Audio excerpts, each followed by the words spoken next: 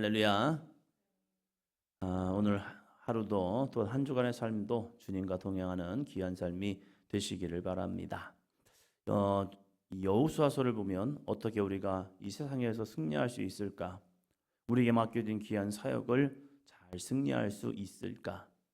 거룩한 승리를 통하여서 하나님의 거룩한 복을 우리 어떻게 누릴 수 있을까를 참 정확하고 분명하게 말씀하고 있습니다. 여호수아 6장에서는 드디어 이스라엘 백성들이 가나안에 들어와서 이제 여리고성을 함락시키는 사건을 보게 됩니다. 여리고성이 이스라엘 백성들의 소문을 위해서 굳게 닫혔습니다. 그 굳게 닫힌 문을 그들은 열 수가 없었습니다. 우리도 어떤 때는 이렇게 문제들을 만나게 되죠. 아무리 생각해봐도 이 문제는 해결 안 될 것 같아. 우리가 아무리 고민해봐도 이것이 변할까? 때로는 사람들의 관계 속에서 이 사람이 변할 수 있을까? 시골에서 목회할 때에 먼저 믿은 아내분들에게 이런 말을 많이 들어봤습니다. 우리 집 바깥양말 안 변해요. 그 사람이 변하면요 제 손에 장을 지집니다. 이거 무서운 말이거든요. 손에 장을 지진다 뭐예요? 인두로 고문한다는 얘기잖아요. 그런 얘기를 왜 하실까? 그래서 같이 한번 기도합시다. 놀라운 것이 하나님의 은혜 가운데 변화되는 거죠. 그래서 교회로 나와요. 열심을 내요. 그 모습 보면서 변화하는 것은 내가 하는 것이 아니라 내 계획이 아니라 하나님의 은혜구나. 이것을 보게 됩니다. 우리는 때로는 불가능할 것 같은 일 속에서 안 될 거야. 하나님의 약속이 있음에도 불구하고 안 될 거야 라는 그런 생각들이 있다는 거예요. 이 여리고성의 문제를 보면 그래요. 저 성을 우리가 어떻게 점령할까? 그런데 하나님의 역사로 이 여리고성이 무너져 버리죠. 그럴 때 우리들의 마음속에 어떤 마음이 들까? 때로는 자신만만한, 때로는 자만의 마음이 올 때가 있다는 거예요. 그래서 이렇게 말을 합니다. 나는 되는데 왜 너는 안 돼? 이런 잘못하면 비교주의가 들어가요. 나는 기도해서 이렇게 응답됐는데 왜 너는 안 돼? 너는 기도 안 해서 그렇잖아. 근데 이렇게 말할 때 그 듣는 사람 입장에서는 그게 상처가 돼요. 나도 기도하고 있거든요. 근데 응답이 안 됐어요. 저 사람은 응답되었고 나는 안 됐어? 그러면 하나님이 내 기도는 안 들으시나? 하나님이 저 사람은 사랑하고 나는 사랑하지 않나? 이러한 비교주의에 있어서 잘못하면 낙심이 돼요. 좋은 모습이 되면 도전이 되어서 그래 나도 응답돼야지 라고 하지만 의외로 많은 부분에 있어서 비교를 통해서 낙심이 되고 있다는 거예요. 뭐가 역사합니까? 사단이 역사하고 있는 거예요. 그래서 우리가 때로는 내 모습 속에서 어떤 응답이 되어질 때에 자만하지 말고 겸손하게 거룩한 도전의 삶을 통하여 간증의 모습이 되어야 하거든요. 근데 나는 간증이었지만 또 다른 사람에게는 이것이 교만처럼 보일 수도 있지만 내 믿음이 겸손하게 나아가면 되는 거죠. 그리고 두 번째 일이 벌어집니다. 여리고성을 하나님의 은혜 가운데 함락시키고 나서 드디어 7장에서는 아이성 점령에 나아갑니다. 아이성 점령에 전에 여호수아는 이들을 한번 아이성을 정탐하게 만듭니다. 정탐하고 돌아온 사람들의 이제 보고입니다. 7장 3절입니다. 여호수아에게로 돌아와 그에게 이르되 백성을 다 올라가게 하지 말고 2-3천 명만 올라가서 아이를 치게 하소서. 그들은 소수이니 모든 백성을 그리로 보내어 수고롭게 하지 마소서 하므로. 이제 이 여리고성 좀 큰 성, 이 성을 하나님의 은혜 가운데 정말로 자기들의 희생 없이 전적인 승리를 거두었습니다. 승리의 고취가 있죠. 성공의 이 함성. 우리가 이뤘습니다. 놀랍습니다. 그러고 나서 이제 두 번째 성 아이성을 점령할 때 어떻게 이들을 점령할까? 정탐꾼을 보내어서 싹 둘러보니까 이 정도쯤이야. 이 정도면 2, 3천 명만 보내서 해도 충분할 것 같습니다. 그럼 여러분 몇 명 보내겠습니까? 2, 3천 명만 보내면 되는데 몇 명 보내겠습니까? 안전하게 하려면 몇 명 보내야죠? 3천 명이 좋죠. 2천 명이나 3천 명 보내면 좋은데 이왕이면 3천 명 보내는 게 낫겠다 해서 자 4절입니다. 백성 중 3천 명쯤 그리로 올라갔다가 아이 사람 앞에서 도망하니 2, 3천 명이면 충분하면 그러면 3천 명만 보내면 되겠네. 그 정도의 이 아이성이라는 거예요. 그래서 그래도 안전하게 3천 명 보내면 되겠네 해서 3천 명 보냈습니다. 결과는 무엇입니까? 아이 사람 앞에서 도망하니 거기에서 도망하다가 결과입니다. 5절이요. 아이 사람이 그들을 36명쯤 쳐 죽이고 성문 앞에서부터 스바림까지 쫓아가 내려가는 비탈에서 쳤으므로 백성의 마음이 녹아 물같이 된지라. 아멘. 승리할 때는 정말로 기쁨이 충만했습니다. 그런데 이 아이성 점령에 갔다가 이게 웬일이에요? 자기들은 안전하게 3천 명이면 되겠네. 그래. 그래도 맥시멈으로 3천 명 가지고 가자 해가지고 3천 명을 가지고 가서 싸웠는데 이게 웬일이에요? 이 전세가 쉽지 않습니다. 그래서 도망치다가 36명 정도 쳐 죽임을 당했습니다. 실패이죠. 그 실패 앞에서 성경이 이렇게 말합니다. 백성의 마음이 녹아 물같이 된지라. 이거 큰 실패 아닙니다. 그런데 작은 실패가 그들의 마음을 완전히 녹아버리게 한 거예요. 우리가 하나님의 은혜를 경험할 때는 와, 하나님 이렇게 응답하셨습니다. 이렇게 역사하셨습니다. 라고 하면서 기쁨의 찬양을 드립니다. 그런데 이어지는 하나의 문제 때문에 때로는 낙심하고 좌절하는데 큰 문제가 아니에요. 어쩌면 큰 승리 속에서 자그마한 실패고 큰 응답 속에서 자그마한 실패의 모습일 수 있어요. 그런데 그 자그마한 것이 사람들의 마음을 이렇게 만들어 버리는 거예요. 우리들의 마음도 그렇지 않습니까? 응답될 때는 너무 기쁜데 하나의 사건 때문에 하나의 말 한마디 때문에 내 마음이 물같이 녹아버린 경우가 있다는 거예요. 왜 그렇습니까? 무엇 때문입니까? 이스라엘이 패배한 이유가 무엇입니까? 숫자를 잘못 계산해서 3천 명이 아니라 한 10,000명을 보냈어야 하는데 그게 아니잖아요. 많고 적음의 문제가 아니었습니다. 이스라엘의 패배는요 11절입니다. 이스라엘이 범죄하여 내가 그들에게 명령한 나의 언약을 어겼으며 또한 그들이 온전히 바친 물건을 가져가고 도둑질하며 속이고 그것을 그들의 물건들 가운데에 두었느니라. 아멘. 원인과 이유를 보니까 너희들이 전략과 전술을 잘못 짜서가 아니야. 너희가 더 많은 군사를 보내야 했었다는 것도 아니었어. 하나님은 여호수아에게 정확하게 문제가 뭔지 아니? 이스라엘이 범죄하여라고 말합니다. 아니 우리가 무슨 범죄를 저질렀는데요? 하면서 묻는 여호수아에게 하나님은 정확하게 이 문제의 원인을 말합니다. 자, 15절이요. 온전히 바친 물건을 가진 자로 뽑힌 자를 불사르되 그와 그의 모든 소유를 그리하라. 이는 여호와의 언약을 어기고 이스라엘 가운데에서 망령된 일을 행하였음이라 하셨다 하라. 아멘. 여리고성을 점령하면서 하나님께서는 이렇게 말합니다. 그 성과 그 가운데 있는 모든 것은 여호와께 온전히 바쳐라.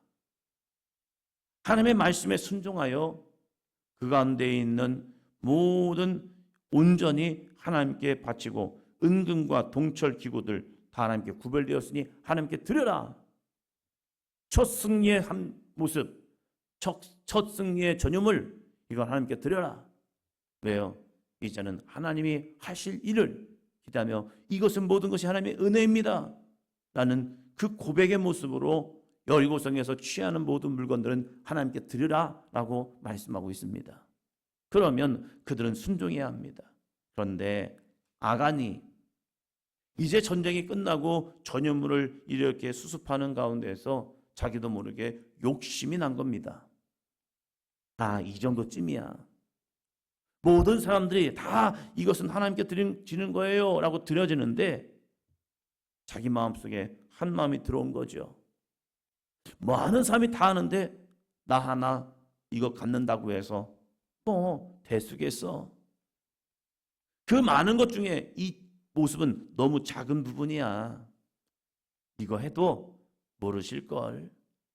그래서 아간이 자신이 하다가 했던 것 중에서 몇 개를 숨겨두었습니다.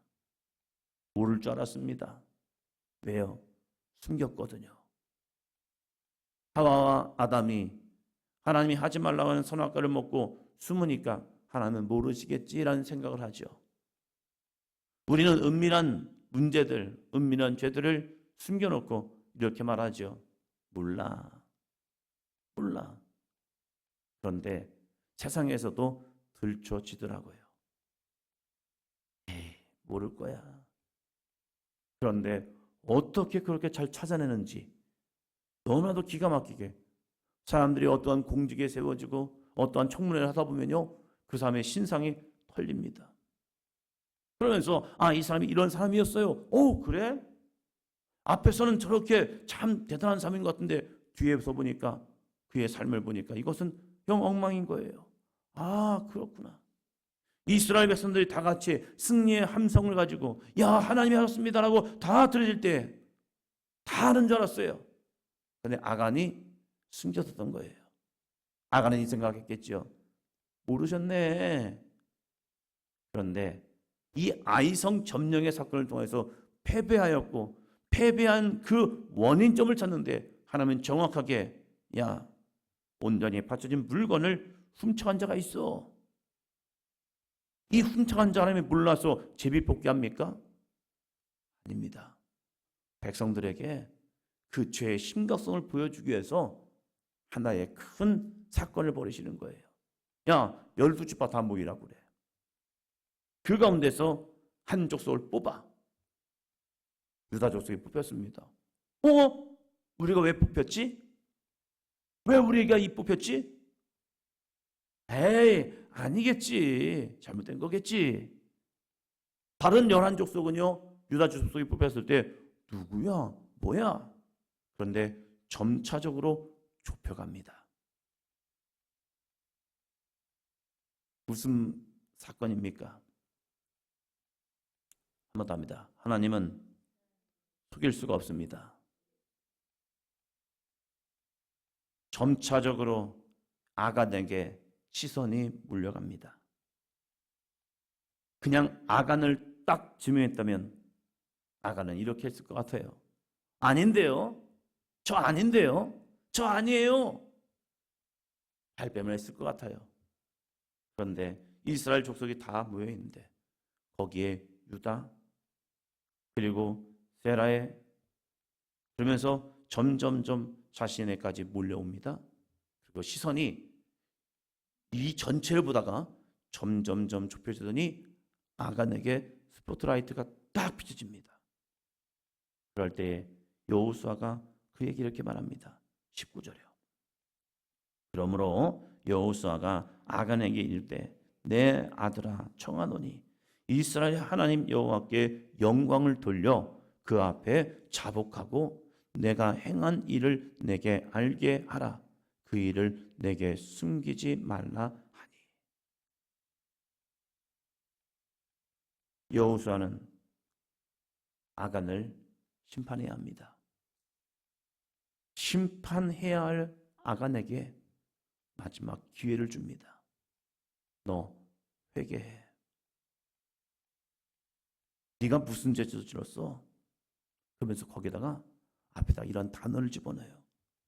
내 아들아 청하노니 부탁하노니 이스라엘의 하나님 여호와께 영광을 돌려. 그리고 그 앞에서 자복해라. 스스로 고해.